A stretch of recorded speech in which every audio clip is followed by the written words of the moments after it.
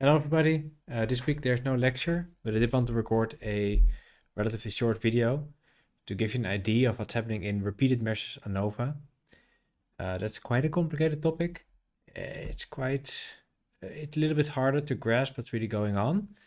So I'm not going to really ask you very detailed questions about the exact way in which these models are formed, but I did want to give you a bit of an idea of what's happening and mainly also show what the analysis will look like in JASP.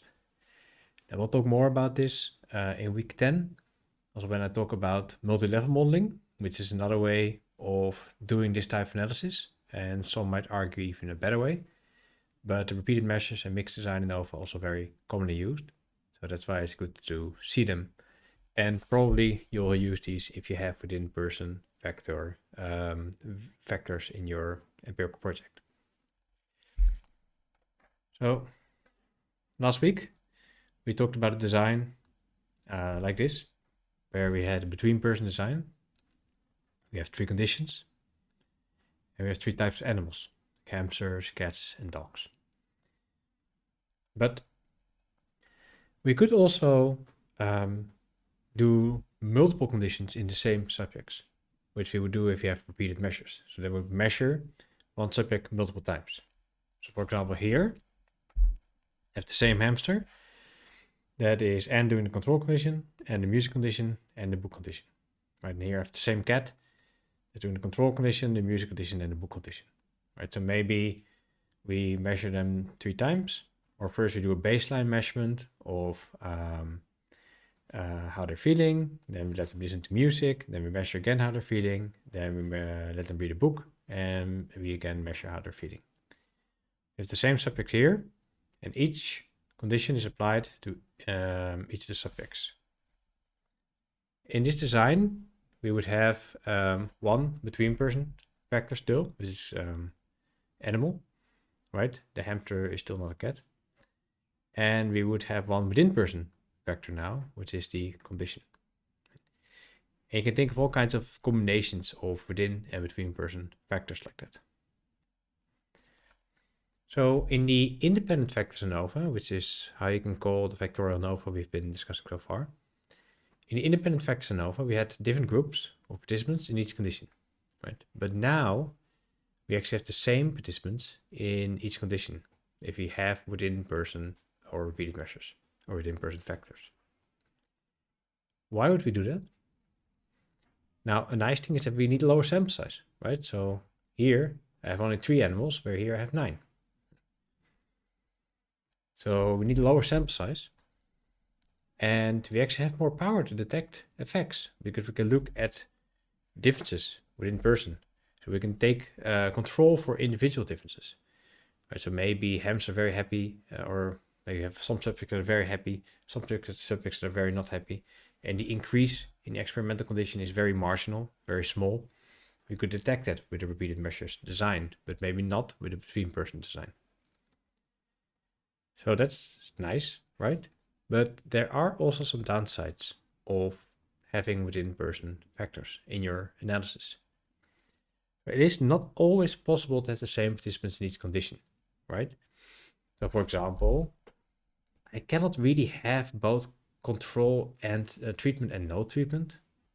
At best, I can have a baseline measure and a follow-up measure after treatment, but you can't give a person both a waitlist condition and treatment, right? We could either have treatment or they don't have treatment. It's not always possible to measure the same outcome multiple times, right? So maybe you're measuring a reaction to a certain stimuli, and after you show the stimuli once and you have the initial reaction, you can't really get that again, right? Maybe you're like measuring some shock or something, or yeah, maybe you are asking a question, or let's say you do an exam and you want to test if people are good at learning, right? So you do a design where people answer questions, mathematical questions, for example, and you teach them in one way or teach them in another way. You can't give them the same questions twice, right? There are learning effects there as well. Right? So that's another threat to validity. you might have things like learning effects, or people might get bored if you ask people the same set of questions 10 times. Let's say I have a 10 item scale to measure happiness, and I ask it 5 times in a row with only like a few minutes in between. People get really bored and they might not really spend time really trying to answer the questions correctly anymore the 5th time. You might want to counterbalance your conditions. It means that if I have, for example, 5 stimuli, I randomize the order in which I give them. But this might not always be possible. So, for example, in the design that we had here, can I really randomize? Can I really start with music and then do control? Right? That is a bit weird. Like, this is a baseline measure. It might not always be possible to do that. And if we cannot counterbalance, that means that there's an additional effect in addition to the condition, which is time, that is also impacting our results. And maybe, if you rate people 5 times an hour how happy they are, the 5th time they're always going to respond being less happy, and that might severely impact your results. So it is a nice thing to do, but it's not always possible. And sometimes clearly between person design might be better. Other times clearly within person design might be better, or a mixed design. Now, if we only include within subject factors, we term the analysis a repeated measures ANOVA. A one-way repeated measures ANOVA has only one within subject factor, and it's very similar to a one-way independent ANOVA, which we've seen so far. Namely that the null hypothesis is that there's no change over time or across conditions, which is similar to what we saw before. A two-way repeated measures is has 2 factorial within subject factors. So it's factorial design, which is similar to what we saw before, but now it's within person. So that means that all participants need to participate on all levels. Right? If I have a 3x3 design, that means that all participants need to respond to 9 different conditions. So that grows quite quickly, and the burden on the participants goes quite quickly as well. A mixed design has both within and between subject factors. So for example, treatment versus control, and baseline versus follow-up measurement, things like that. In JASP, all of these can be done with the repeated measures ANOVA button. And it's actually a really, really useful analysis. It also allows you to do covariates, so it's very powerful. You can do quite a lot with it. So any mixed design or repeated measure design you have, you can use this module for. All right, now I very briefly want to give you an idea of what's happening in this analysis, because it's a little bit more involved and complicated than what we saw before. So what happens is that we have multiple measures of the same participant.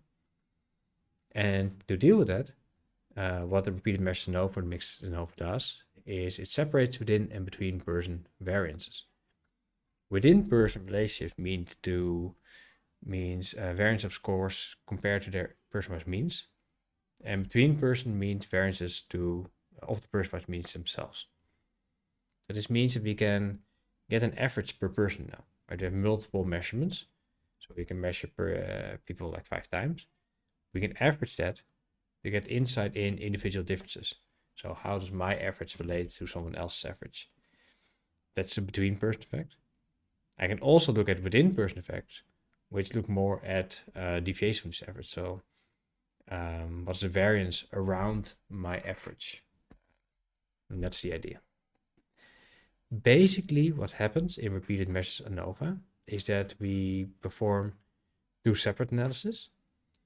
A within person model, which is your usual ANOVA model, but you don't include any fully between person factors, and you do include person-wise means.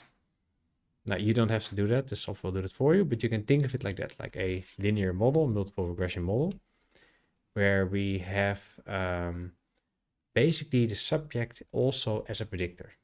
Right? We have multiple measures, so we might measure of a person 5 times. We have a column with subject, which might have like 100 observations, right, 100 subjects. And that can also be encoded as 99 dummy variables, which can be included in the analysis. right? As I said, that creates 99 parameters that will make it a bit more complicated. So I'm not going to write it down what it looks like, but you can think of it like that.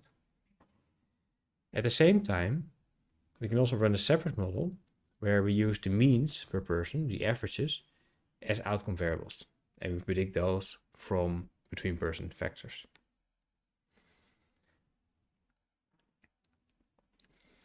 So basically this gives you two tables in the output, one for the within person effects, one for the between person effects. And we use this within person effects for mostly. We use that for the within person factors and interactions between within and between person factors. But if you have only between person factor, like animal in this case, we would see that one in the between person table, because it differs, people differ on it only between people. So it's only going to impact the average of people over time. Being a hamster or a cat or a dog, it might interact with the conditions, sure. So that's why that ends up in a within person table. But the main effect of it, just the main effect of just being a hamster and being happy, that only interacts at the average level. And that's why we only see it in this between person table. Now, for example, if you have a one-way repeated measures ANOVA with a single measurement, single within subject factor with 3 levels, then our within person model would have 3 times n outcomes. So if you have, we measure 10 people 3 times, you would have 30 measurements, so 30 observations, but also quite a lot of parameters. We have the intercept. We have 2 parameters encoding the within person factor, right? So we have 3 levels, so 3 minus 1 equals 2. And now we also have n minus 1 parameters encoding individual differences. Now the table in JAS won't give you the intercept, won't give you these individual differences. It'll just give you these 2 parameters. But yeah, you can think of it like that. The between person model would simply be n outcomes, n averages. And we only have 1 parameter, in this case only the intercept, which is say like there's an average level, a ground mean level of something. Now a mixed design ANOVA with, let's say, within subject factor with 3 levels and between subject factor with 3 levels, would have more parameters. So the within person model, so all the outcomes over all time points, would have an intercept, 2 parameters encoding this in-person effect, and minus 1 parameters encoding the individual differences, which are these person-wise means. It's n minus 1 because you also have the intercept, right? So you can also say 0 intercepts and n parameters. It's the same thing. And we have 4 parameters encoding the interaction. So these 4 parameters are encoding the interaction between the 3 level within person factor and 3 level between person factor. It's 4 because it's 3 minus 1 times 3 minus 1. Just the same as we did in factorial ANOVA. But that's not that different. In this between person model, we have n outcomes, which are the means, the person-wise means. And we would have an intercept and 2 parameters encoding the between person factor. So what happens here is that this between person factor ends up, the main effect ends up in the between person model, and the interaction ends up in the within person model. It's a bit weird, but that's where you can find it in the output. All right, and the final thing I wanted to talk about is what your data should look like. Now, there are 2 ways in which you can structure data longitudinally. Long format data. So then we have 1 column indicating subject, and we have multiple rows per subject, and 1 column indicating the outcome variable. This format is actually used more often in statistics, and it's what we will use in week 10 if I will introduce multi-level modeling, but it's not the format that you need for repeated measures ANOVA. So that's quite important, right? You might want to structure your data like this because you have the outcome variable nicely here and the within person and the between person factor here. And yeah, it would make sense to do it, but it's actually not the way that we do it in JASP. and in SPSS. This is the way that we normally encode repeated measures data if you want to do the repeated measures ANOVA, which is a wide format. And it's wide because here, so this is a longer data set and the wide format is wider. That's the idea. You see that the outcome variable is now actually separated over 3 different columns. One for control, one for music, one for book. And every participant is 1 row. This is the way that you need to structure data. So if you record your data in your experiment, you want it to be structured like this. If you want to do repeated measures ANOVA, which is what you will want to do if you have within person vectors. Okay, that's the general idea of repeated measures ANOVA mixed design ANOVA. And there is a lot to say about this. It's a quite complicated analysis, but I just wanted to give you a bit of an introduction. And now I want to show you what this looks like in JASP. So here we are in JASP, and I have a dataset. I'll upload this to Canvas as well, where we have a wide format, which are 3 columns for the outcome variable. I have here my between person variable, species in this case. I have here 1 row for each subject, and I have the 3 repeated measures. Now I go to ANOVA, repeated measures ANOVA. And here, I'll just drag like this. I can specify my design. I can specify the repeated measures vectors that I have. I can give this a name. Let's call this condition. And this within person vector should have 3 levels. I need to specify them. I can just call them level 1, 2, and 3, but I'll just call them control. I press tab there, music, book. Now, here you see this little window. We can use this to assign variables to the levels of this within person vector. In this case, they're the same name. So I drag control here, music here, and book here. So this tells me, or this tells JASP, that I have a within person vector, which is labeled condition. It has 3 levels, control, music, and book. And these are the variables that are encoding these 3 levels.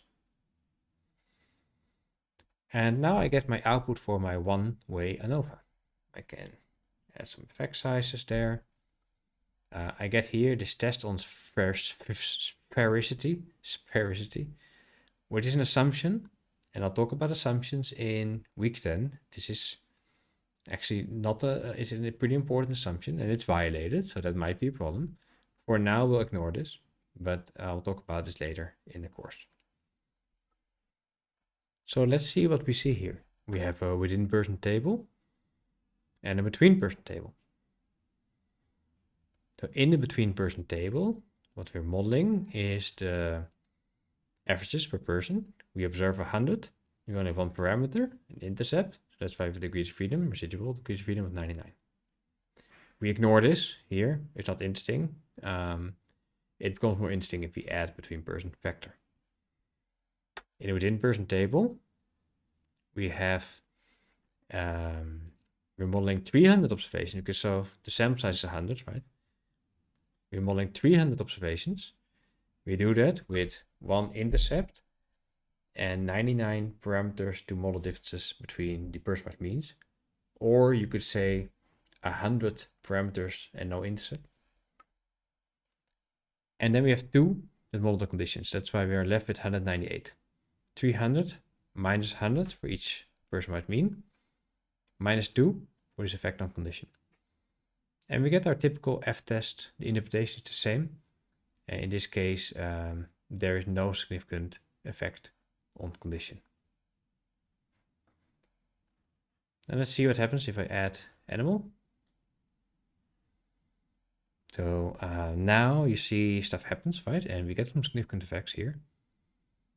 In the between person effects table, here we find the main effect on animal. And the interpretation of main effect interactions is the same. So we find that the animals differ. We find in the within person table the interaction between animals and condition. It's a bit weird, right? But that's where we find it. And we also find a significant interaction.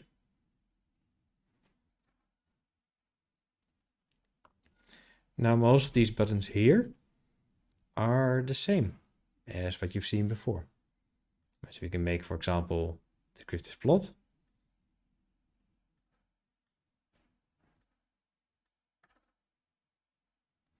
And we see what happens here. We see, let's maybe we can add some error bars there.